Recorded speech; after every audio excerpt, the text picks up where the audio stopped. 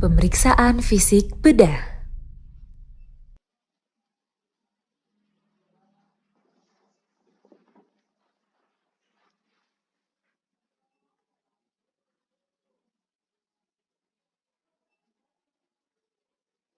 Untuk pemeriksaan fisik radio coli dilakukan bila mana ada masalah pada bagian lehernya. Pertama, dilakukan inspeksi kurang lebih 60 cm di depan pasien, tegak lurus. Pasien bisa kita suruh sedikit menengadah ke atas. Ya, baik. Kita inspeksi untuk benjolannya berasal dari tiroid atau bukan. Untuk benjolan itu simetris atau asimetris. Bila benjolan kecil dan kita belum yakin dia berasal dari tiroid, kita bisa menyuruh pasien untuk menelan. Bisa menelan? Oke. Bila pasien kesulitan, bisa kita beri minum untuk kita evaluasi apakah benjolan ikut bergerak atau tidak. Selanjutnya bisa kita lihat apakah ada pulsasi atau tidak di bagian lehernya. Dan bisa kita minta pasien untuk menoleh ke kanan dan juga ke kiri untuk melihat apakah ada benjolan pada regio limfe regionalnya. Dilihat juga apakah ada deviasi trakea atau tidak yang terjadi pada pasien.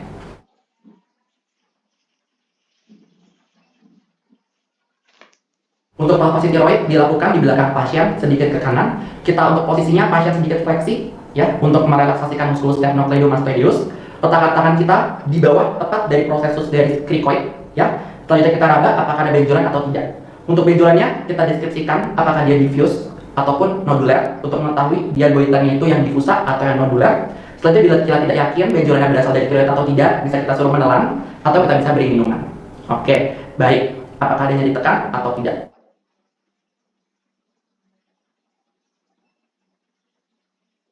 Oke, selanjutnya untuk mengetahui apakah dia itu CA dari tiroid atau tidak, bisa kita cek bagian limfe regionalnya apakah ada pembesaran atau tidak. Ya, untuk palpasi limfe regional berasal dari preaurikular, postaurikular dan occipital, lalu juga submental dan juga submandibular, lalu sepertiga proksimal dari sternocleidomastoid, medial dan juga distal, paratrakeal, dan juga bisa dicek suprasternal.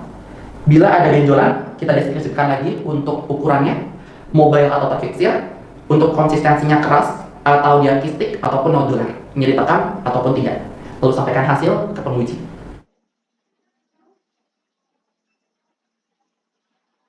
Bila pasien ada keluhan atau abnormalan di bagian payudara, kita akan melakukan pemeriksaan payudara yang terdiri dari inspeksi dan juga palpasi.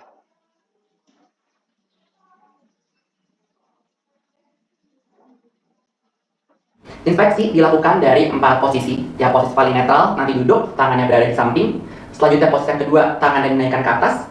Posisi ketiga yaitu manuver pectoralis, ya. Lalu untuk posisi keempat adalah sedikit membungkuk. Oke, Ibu, coba dibuka dulu yuk pakaiannya. Nanti tangannya di samping aja, lalu kita inspeksikan. Yang pertama kita lihat apakah payudara kanan dan kiri simetris atau asimetris. Bila asimetris, kita deskripsikan lagi apakah dia ada massa pada payudara kanan dan kiri. Lalu dilihat apakah ada tanda-tanda keganasan pada bagian kulitnya, kayak beauty orange, atau dia ada erythema atau ada luka terbuka. Lalu dilihat juga untuk nipple-nya apakah dia retracted ataukah dia juga ada secret yang keluar. Oke, selanjutnya coba Ibu tangannya sekarang dinaikkan ke atas yuk. Oke, tangan dinaikkan ke atas, kita lihat apakah dia ada retraksi atau tidak. Bila mana dia ada massa yang sudah terfiksir ke bagian ototnya, nanti akan tampak retraksi atau tarikan di payudara kanan atau di payudara kiri. Lalu juga tangan dinaikkan ke atas untuk melihat apakah ada pembesaran pada kelenjar limfe regionalnya. Oke, sudah cukup Ibu. Coba sekarang tangannya di pinggang, tapi di pinggang dadanya agak dibusungkan ya, atau manuver pectoralis. Yang manuver pectoralis ini dipakai bila mana sudah mempermudah kita untuk memvisualisasi kalau ada benjolan yang sudah terfiksir pada musculus pectoralis major. Yang terakhir, pasiennya coba disuruh sedikit membungkuk yuk. Lalu kita lihat pada bagian samping apakah dia ada retraksi atau nodul di bagian intertriginosa di bagian payudara kanan, dan juga kita cek bagian kontralateralnya.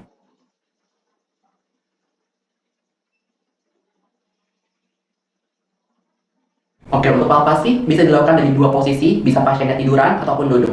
Oke, di palpasi kita menggunakan 4 jari kita ya, dengan yang sudah kita rapatkan, periksa secara satu demi satu dan kita cek bagian kontralateralnya. Mungkin kita periksa bagian kanan dulu dengan teknik up and down, ya, up and down, dan sambil kita rasa apakah dia ada massa atau benjolan. Oke, setelah up and down kita cek secara sirkuler ya. Oke, secara sirkuler, setelah kita berikan pijatan, apakah dia ada secret yang keluar.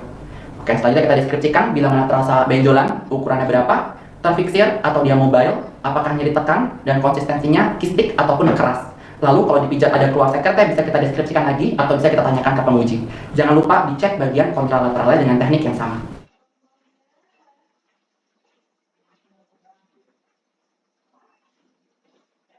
Selanjutnya kita cek bagian apakah ada pembesaran bagian limfe regionalnya, ya, di bagian aksila dan juga supraclavikular. Oke, untuk melihat bagian aksila, kita sanggah tangan kanan pasien dengan tangan kiri kita, dan tangan kanan kita menyusuri bagian aksilanya. Lalu dideskripsikan apakah dia ada benjolan, apakah ada pembesaran limfe, dan kita deskripsikan untuk ukurannya, apakah dia mobile ataupun dia terfiksir, dan apakah dia keras, dan apakah dia kistik. Tanyakan ke penguji.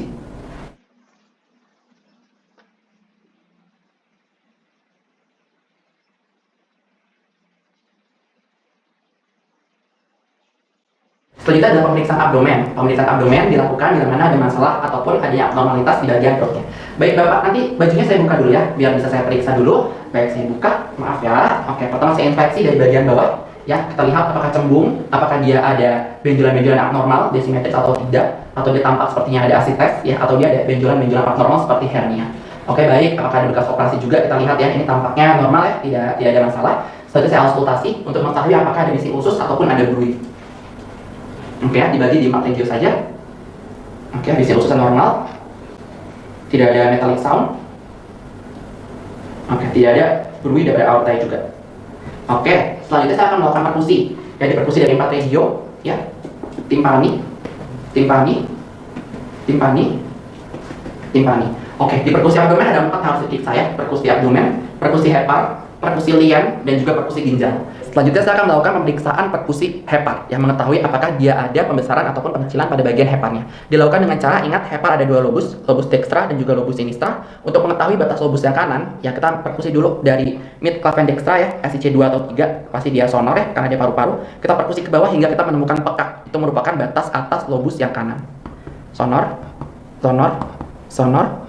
Oke, ini sudah mulai pekak ya, kita akan melakukan marking. Ya, ini adalah batas hepar bagian atasnya dengan spidol yang non-toksik. Selanjutnya untuk mengetahui batas bawahnya dari timpani ya, kita perkusi hingga ke atas hingga mendapatkan suara pekak. Timpani, timpani, timpani. Oke, ini sudah mulai pekak ya. Kita marking, ini adalah batas bawahnya. Selanjutnya kita ukur untuk lobus kanan, normalnya adalah 6 hingga 12 cm.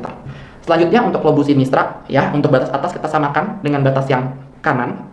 Ya, kita marking samakan. Untuk mengetahui batas bawah lobus sinistranya, kita perkusi dari umbilikus hingga mendapatkan pekak di bagian proksimalnya. Timpani ya, timpani, timpani, timpani, timpani. Oke, ini sudah mulai pekak ya. Jadi kita marking di batas bawahnya. Kita ukur normalnya untuk lobus sinistra kurang lebih 4 sampai 6 cm. Selanjutnya adalah perkusi lian. Perkusi lian dilakukan di area throat, di mana dia dilakukan perkusi di area costa terbawah di linea aksila anterior. Baik, ini arcus costa ya, ini aksila anterior. Kita lakukan perkusi, nanti terdengar bunyinya timpani, karena kalau dia pekak berarti menandakan adanya pembesaran pada lian atau splenomegaly. Selanjutnya, pasien dilakukan perkusi pada ginjalnya. Ya, jadi bagian punggung belakang, kita identifikasi dulu untuk bagian pengetukannya di costovertebral angle, yang tadi diketuk di bagian dextra sama sinistranya. Bapak, nanti kita ketuk ya, kalau misalnya saya sakit nanti bilang ya. Oke, baik. Sakit gak? Nah ya, kita cek bagian kontralateralnya. Gak sakit ya? Oke, kalau tidak sakit berarti dia tidak ada peradangan pada ginjalnya.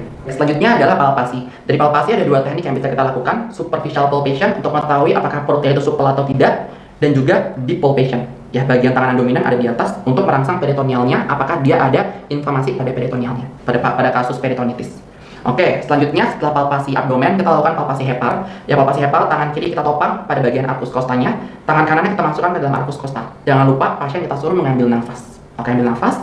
Oke, normalnya dia tidak teraba ya. Kalau bila mana teraba, tepinya rata dan juga tumpul. Oke, baik. Selanjutnya untuk palpasi lian. Ya, palpasi lian juga sama. Kita topang tangan kiri di arcus costa yang kiri, lalu kita palpasi di bawah arcus costanya masuk ke dalam dan pasien disuruh ambil nafas. Ambil nafas ya Pak. Oke, baik. Normalnya tidak teraba ya. Kalau misalnya teraba, kita langsung menggunakan metode Skadner. Untuk palpasi ginjal, kita lakukan pemeriksaan bimanual ya. Dengan tangan kiri kita menopang pada bagian belakang dan kita dorong ke bagian anterior. Dan tangan kanan kita palpasi apakah dia ada ballotment ataupun pembesaran pada ginjalnya. Oke, normalnya dia tidak teraba ya. Dan juga jangan lupa dicek bagian kontralateralnya dengan teknik yang sama, yaitu bimanual. Kita dorong tangan kiri kita ke bagian anterior, tangan kanan kita bantu untuk mengetahui apakah dia ada pembesaran atau ballotment pada ginjalnya. Untuk mengetahui adanya inflamasi pada traktus hepatobilia, kita bisa melakukan pemeriksaan Murphy sign. Yang Murphy sign dilakukan dengan cara tangan kiri kita topang bagian arcus costanya, lalu untuk tangan kanannya kita selipkan ke dalam arcus costa ke dalam, dan juga kita suruh pasien untuk mengambil nafas. Coba tarik nafas dulu yuk. Oke, sakit gak? Tidak ya? Oke, berarti tidak ada inflamasi yang terjadi pada bagian traktus hepatobiliarnya.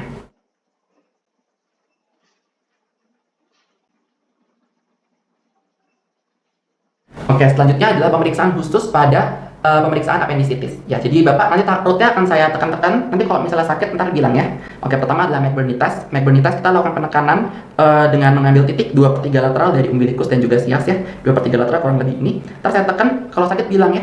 Sakit gak? Sakit ya? Coba kita lepas. Juga sakit gak? Oke, berarti McBurney-nya positif, rebound tenderness-nya juga positif. Selanjutnya ada Rovsing sign, kita bagian palpasi di bagian regio 3 ya. Oke, kalau sakit gak? Sakitnya di kanan ya. Oke, baik. Rovsing sign juga positif. Selanjutnya Daphne sign, saya akan suruh Bapak ngejen atau coba batuk ya. Coba. Oke, ngejen sakit gak rasanya? Sakitnya di mana? Di kanan. Di bagian kanan bawah ya. Oke, berarti Daphne sign-nya juga positif. Selanjutnya adalah Swan sign. Bapak nanti saya minta tolong bergulir ke kiri ya. Jadi bergulir ke kiri sama kaki kanannya ntar relax aja. Karena bakal aku gerakin ke belakang. Ya, oke. Bergulir ke kiri dulu yuk. Oke, kaki kanannya relax aja. Aku gerakin ke belakang ya. Kita hiperfleksikan untuk bagian hip joint-nya. Nyeri gak Pak? Ya. Nyeri ya? Di bagian kanan bawah atau di mana? Di kanan bawah. Kanan bawah ya. Oke, baik. Untuk suasananya berarti positif. Setelah itu untuk obturator sign ya. Bapak nanti kakinya aku tekuk. Ntar kalau sakit bilang ya. Ntar bilang sakitnya di mana untuk lokasinya. Oke. Kita hiperfleksikan dari hip joint-nya. Ya. Dan juga sedikit kita endarotasikan. Oke, sakit gak? Sakit. Sakitnya di mana? Kanan bawah. Di kanan bawah ya. Oke. Berarti untuk obturator sign juga positif.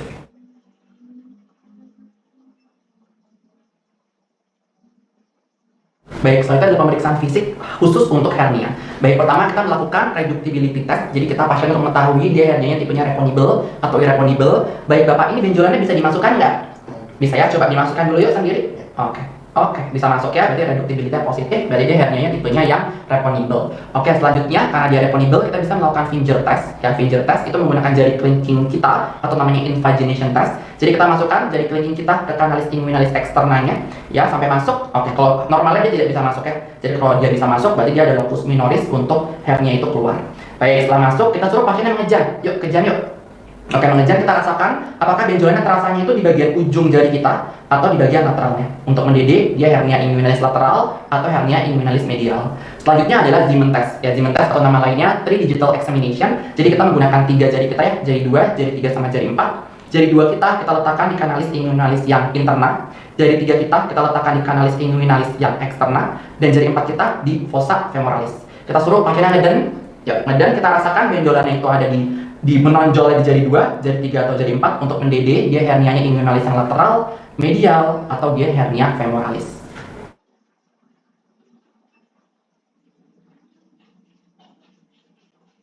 Oke, selanjutnya adalah pemeriksaan fisik rectal touche. Yang pertama-tama kita siapkan alatnya dulu ya, menggunakan handscone yang non steril, lalu juga kita siapkan gel dan juga sinar. Oke, baik, alat sudah siap ya. Selanjutnya kita siapkan posisi pasien. Pasien bisa dalam 3 posisi ya, dalam posisi lithotomy, knee to chest, ataupun dia the Sims ya.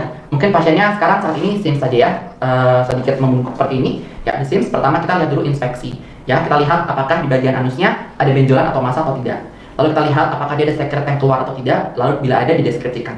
Oke, di inspeksi dia tidak ada masalah ya, jadi kita bisa melakukan rectal touche. Oke, pertama-tama kita berikan gel di bagian jari telunjuk kita. Ya.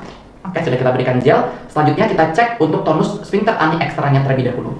Oke, baik. Sebelum kita masukkan, kita cek tonusnya. Bagaimana dokter? Oke, dia kuat ya untuk tonusnya ya. Oke, Ibu. Ini kita mulai masukkan ya untuk bagian jari saya. Rasanya tidak nyaman atau dia ada sensasi seperti ingin buang air besar, tapi tenang saja. Itu hanya sensasi kok, Bu. Oke, tarik nafas ya. Oke, saya masukkan. Oke. Pertama-tama kita lihat untuk ampula rektinya. Dia kolaps atau bebas. Oke, dia bebas ya. Jadi kita bisa lihat untuk mukosanya di sekitarnya. Apakah dia licin atau dia berbenjol-benjol, dan ditanyakan ke ibunya apakah dia ada yang ditekan atau tidak. Oke, ada yang ditekan ya Bu ya. Oke, pada pasien laki-laki jangan lupa kita cari untuk bagian prostatnya. Oke, prostat teraba ya. Oke, baik, kita lihat untuk pole superiornya bagaimana. Apakah dia bisa kita jangkau untuk pole superiornya. Oke, selanjutnya kita turun sedikit untuk meraba linea mediananya.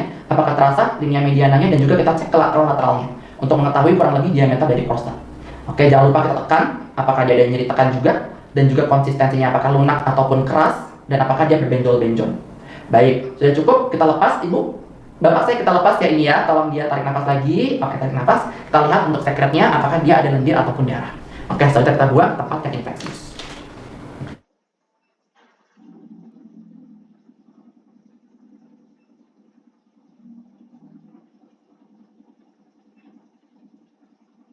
Selanjutnya adalah pemeriksaan vesika urinaria. Pemeriksaan ini dilakukan pada saat pemeriksaan abdomen pada kasus-kasus seperti retensio urin ataupun ISK. Jadi dengan prinsip yang sama, yaitu inspeksi, auskultasi, palpasi, dan juga perkusi. Ya, dari inspeksi kita lihat dari bagian distal, dari bagian kaki pasien, kita lihat apakah ada benjolan ataupun tonjolan atau tidak. Pada pasien retensio urin biasanya ntar ada benjolan di bagian suprapubiknya. Nah, kita harus lakukan auskultasi untuk mengetahui apakah benjolan itu, apakah benjolan berdasarkan dari hernia, usus yang keluar, ataupun dari vesika urinari yang menggunakan membran. Oke, bila pada kasus retensio urin, nanti dia tidak akan terdengar bising usus. Selanjutnya kita palpasi, apakah dia mobile atau tidak. Biasanya kalau dia berasal vesika urinari, dia tidak mobile dan konsistensinya kistik. Bisa kita tanyakan juga ke pasien, apakah ada kayak mau berkemih gitu, Bu, pada saat ditekan. Oke, biasanya kalau dia berdasarkan benjolannya dari VU, pada saat kita lakukan palpasi, penekanan, nanti pasiennya akan bilang ada sensasi seperti ingin berkemih. Selanjutnya kita perkusi, nanti akan terdengar suara redup bila dia ada pembesaran dari vesika urinari. Oke, selanjutnya bisa lanjutkan ke pembacaan soal, apakah perlu dilakukan pemasangan kateter atau tidak.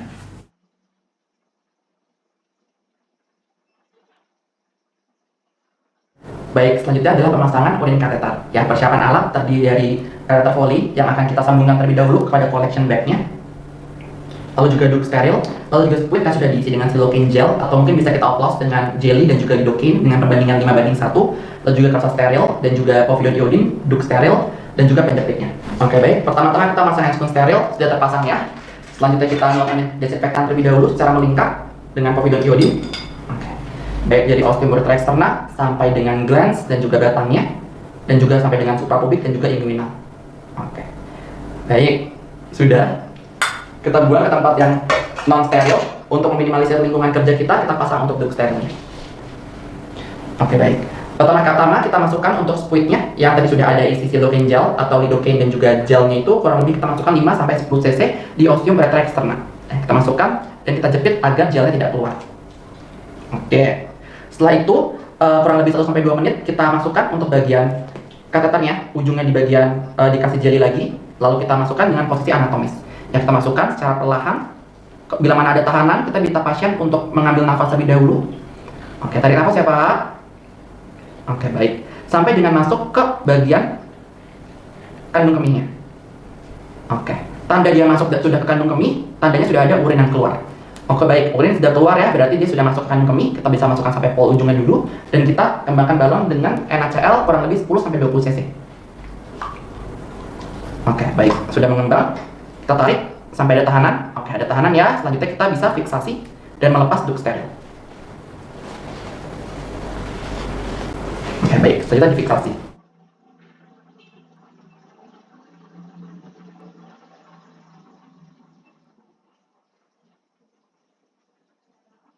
Untuk khas muskuloskeletal, pertama kita menggunakan teknik look, feel, dan move. Ya, pertama kita lihat dulu bagian ekstremitas superior. Yang sakit yang mana dulu? Tunjukin boleh? Yang ini sakit ya? Oke, kita look dulu bagian atasnya, kontur bahunya.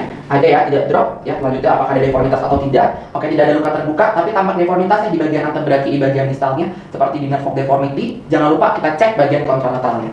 Oke, yang kiri nggak sakit sama sekali ya. Oke, tidak tampak deformitas, tidak ada jejak juga, tidak ada luka terbuka. Oke, selanjutnya saya feel nih Pak. Feel ini ntar tangan saya akan saya palpasikan, saya tempel di tangan, saya tekan, ntar kalau misalnya sakit bisa bilang ya. Oke, mulai dari bagian humerus dextra, nggak sakit ya? Nggak sakit. Oke, bagian di sini sakit nggak? Tidak ya, oke. Di sini mulai sakit? Oh, sakit ya? Oke, baik. Karena dia adanya ditekan, kita tanyakan juga ke penguji apakah ada krepitasi atau tidak. Selanjutnya untuk feel di bagian yang medialnya ya. Di sini sakit nggak? Tidak ya? Oke, maaf. Di sini sakit? Tidak ya? Di sini sakit? Oh, sakit ya? Oke. Berarti ada masalah ya di nyeri di bagian antebraki, bagian distal dan dextra. Kita tanyakan ke penguji apakah ada krepitasi atau tidak. Lalu juga dicek bagian kontralateralnya. Ya, maaf Pak, bagian lateralnya dulu nyeri atau tidak? Enggak ya? Di sini sakit? Enggak ya? Sampai bawah sini nggak sakit ya? Enggak ya? Oke, di bagian sisi medialnya nggak sakit ya? Oke, baik. Selanjutnya ada pemeriksaan move secara aktif dan juga pasif. Bapak nanti minta tolong gerakin secara aktif dulu ya. Jadi bapaknya benar-benar gerakin sendiri. Ya, ntar coba saya bantu gerakin. Tapi kalau terlalu sakit bilang. Coba yang nggak sakit yang kiri ya. Coba tangannya bisa dinaikin dulu sampai atas. Bebas ya. Coba sendi sikunya difleksiin. Oke. Coba diputar-putar. Pronasi supinasi bisa ya. Pergelangannya coba difleksi ekstensi. Nggak ada masalah sama sekali. Nggak sakit ya. Oke. Coba cek di bagian tangan kanannya. Coba sendi bahunya dulu naikin. Bisa ya. Sakit nggak? Yang ini ya, di pergelangannya sakit ya. Coba di bagian sikunya masih bisa ya. Coba diputar nih. Oh, sakit ya. Fleksi ekstensi? Oke, sakit juga. Oke, coba bantu dengan pemeriksaan move secara pasif. Ya, saya gerakin dulu. Bapak relax aja. Coba ya. Kayaknya tadi nggak sakit ya. Nggak sakit ya? Oke, berarti pergerakannya bebas ya. Untuk yang kiri, ekstremitas superior and sinister. Nggak sakit ya? Oke, coba yang kanan. Maaf, ini sakit? Yang bawah sini ya? Oke, memang tampaknya di situ sih masalahnya ya. Di sini sakit di bawahnya sini ya. Coba maaf, aku gerakin. Oh, sakit sekali ya. Oke. Baik Pak, jadi dari pemeriksaan fisik yang saya lakukan, saya curiga adanya masalah di bagian tulangnya. Ya takutnya ada patahan, tapi untuk menentukan jelas saja patah atau tidak harus dari pemeriksaan ronsen. Baik ya, jadi sebelum di ronsen nanti harus dilakukan pemasangan bidai terlebih dahulu biar dia nggak gerak, jadi mengurangi nyeri dan mengurangi dari progresivitas dari penyakitnya.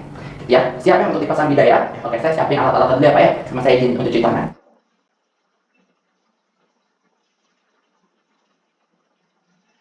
Baik, untuk persiapan alat pertama-tama kita pastikan dulu untuk ukuran spalutnya sesuai melewati 2 sendi ya, tidak terlalu panjang dan tidak terlalu pendek. Oke, dan juga ada elastik pendek dan juga padding. Oke, pertama-tama kita cek dulu untuk neuromuskular distalnya. Ya, kita cek untuk arteri distalnya teraba atau tidak. Ya, kalau di superior bisa arteri radialis. Lalu juga kita cek untuk capillary fill time-nya, baik ya, kurang dari 2 sekon. Oke, lalu juga masih bisa digerakkan nggak Pak?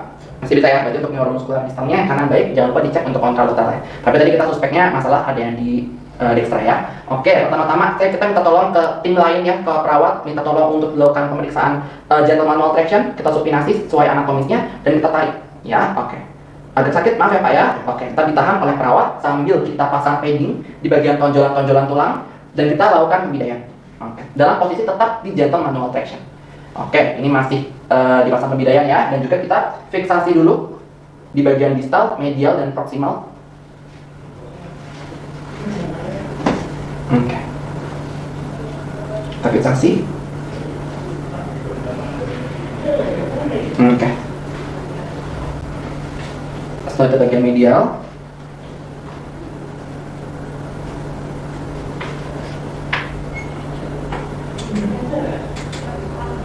Oke. Dan juga bagian yang proximal.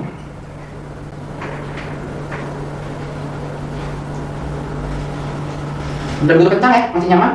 Masih nyaman ya? Oke. Selanjutnya kita lakukan bandage dengan elastic bandage secara circular motion ya. Oke. Baik. Nggak begitu kencang ini ya? Iya.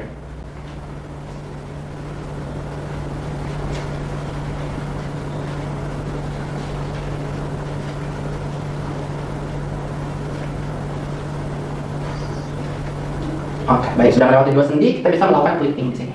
Oke, kita clip. Selanjutnya jangan lupa dicek bagian neuromuskular distalnya lagi. Kita coba lagi untuk arteri radialisnya. Oke, masih baik. Capillary fill time juga masih baik. Coba bisa digerakin. Oke, masih nyaman ya yang penting ini ya. Oke, selanjutnya bisa kita rujuk untuk pemeriksaan radiologi.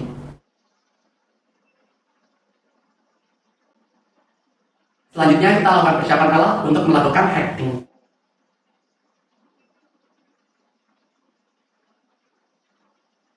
Oke, untuk alatnya pertama terdiri dari hacking set, terdiri dari gunting, pinset, needle holder, blade, lalu juga spui 3cc yang sudah diisi oleh lidocaine, lalu juga dia ada jarum jahitnya, hipafix, bengkok dan juga cawan kecil yang berisi povidone iodine dan juga kasa steril, dan juga duk steril. Tak lupa juga disediakan untuk NaCl, fisiologis 0,9% dan juga transofix. Oke baik, alat sudah siap. Jadi pertama-tama kita lakukan desinfektan dari luka terlebih dahulu dengan kasa steril yang sudah kita leburi dengan povidone iodine dari tepi luka dalam keluar. Oke, dari tepi luka dalam hingga keluar. Oke, kita buang ke tempat yang tidak steril. Oke baik, setelah disinfeksi kita lakukan pemasangan untuk duk steril.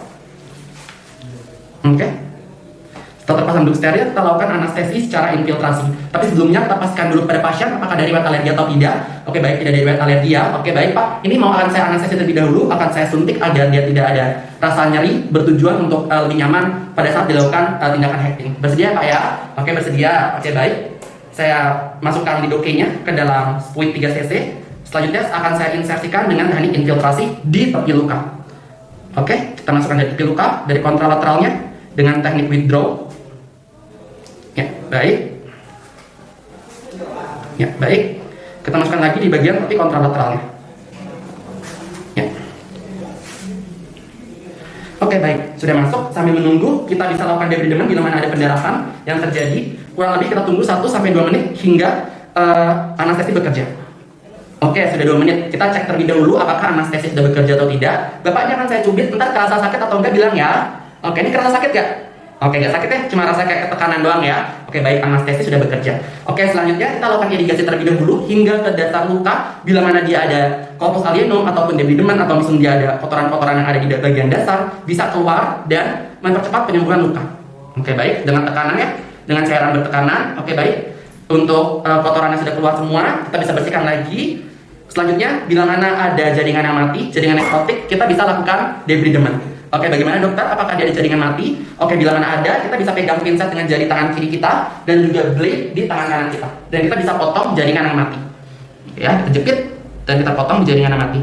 Tanda sudah tidak ada jaringan yang mati bila mana ada bintik pendarahan. Oke, baik.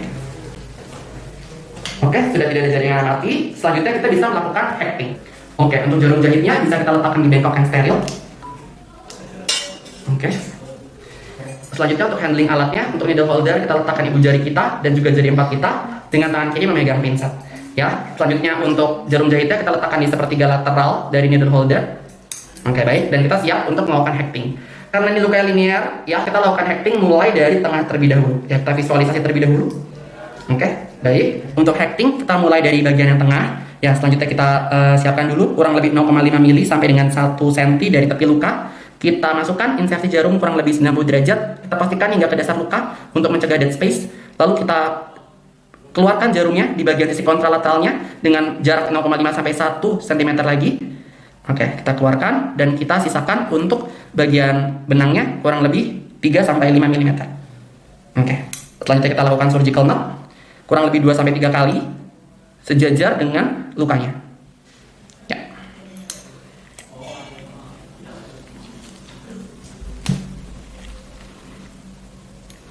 Oke, sudah terpasang dengan kencang, kita lakukan pengguntingan. Kita sisakan 2 sampai 3 mm dari batas knotnya. Oke, baik. Selanjutnya bisa dilakukan 5 mm di atas dan juga di bagian distalnya hingga lukanya tertutup secara sempurna. Oke, baik. Luka sudah tertutup secara sempurna. Selanjutnya kita lakukan penutupan dari lukanya. Selanjutnya kita tutup dengan kasa steril di bagian luka yang sudah kita jahit. Oke. Untuk menutup hipafixnya, mempermudah kita melakukan pemasangan hipafix, bisa kita lepaskan spoolnya. Oke, dan kita pasang untuk hipafixnya. Oke, baik. Hipafixnya sudah terpasang. Selanjutnya baru kita buka bagian duct sterilnya. Oke. Selanjutnya bisa kita rapikan untuk bagian lukanya.